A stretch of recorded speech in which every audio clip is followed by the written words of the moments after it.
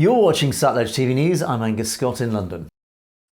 After 3 years in detention, experiencing the sea of misery endured by women in Indian jails, one of the nation's best-known rights lawyers warns that society's prejudices are amplified behind bars. Unable to raise funds or complete complicated paperwork for bail, many women are incarcerated for years while awaiting trial in India's glacial judicial process, especially those at the bottom of the country's millennia-old caste hierarchy. Rights activist Sudha Bharadwaj says India's legal system is fundamentally failing. The first thing the legal system requires is to have a fair defense and to have a equally good defense. I mean, like you have a prosecution, you need an equally good defense, only then you can get justice. And for most of these women, that is what they were denied. Women make up less than 5% of India's prison population. Of them, more than 2/3 are yet to be convicted and are in detention awaiting trial, according to government statistics from 2015, the latest available. She says discrimination against women is rife. There are many times gender angles to it. I mean, like again, I pointed out many cases where even in cases where, let us say, daughter-in-laws committed suicide and therefore, you know, the family would be brought in, maybe on the complaint of the parents of the woman who had died. Many a time we would see that women were brought in and men were not. US-born Bharadwaj, a committed lawyer for the poor, moved to India and renounced her US citizenship to support underprivileged communities in Chhattisgarh. But the trade unionist was arrested in 2018 and accused of giving speeches that allegedly incited violence, charges she has denied.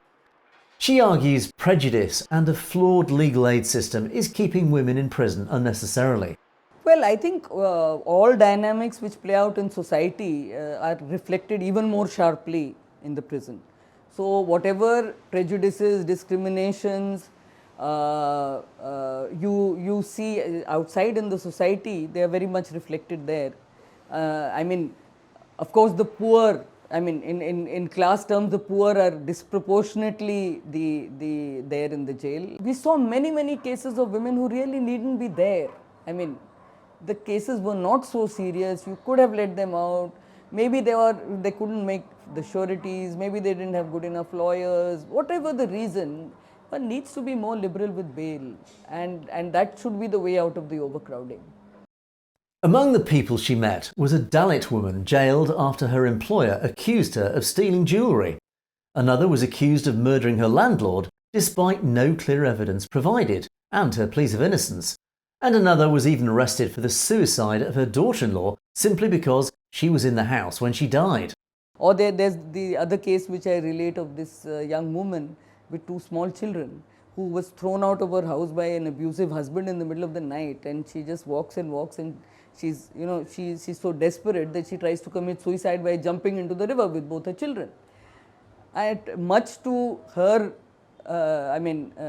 horror, she survives and the children die, and she has been convicted for murder. Bharadwaj also tells of how the Padi people, stereotyped as troublemakers by police, were often rounded up whenever there was a crime that was unresolved, and they would arbitrarily be charged for it. Her campaign particularly highlights that sentencing was often much harsher when it came to lower caste people. That is inbuilt into the Habitual Offenders Act and inbuilt into the attitude of the police and of the courts also, it appears, in presuming, so basically they are guilty until they are proved innocent, whatever the criminal justice system in theory might say. So, in that case, the caste bias is absolutely clear. You've been watching Satluj TV News, and don't forget to click on that subscribe button to make sure you get to see stories as they're broadcast. And of course, if you have any comments or opinions on any of our news stories, you can comment below. Or why not drop us a direct message at message@satlujtv.com. We would love to hear from you. In the meantime, thanks for watching. For Satluj TV News, I'm Angus Scott in London.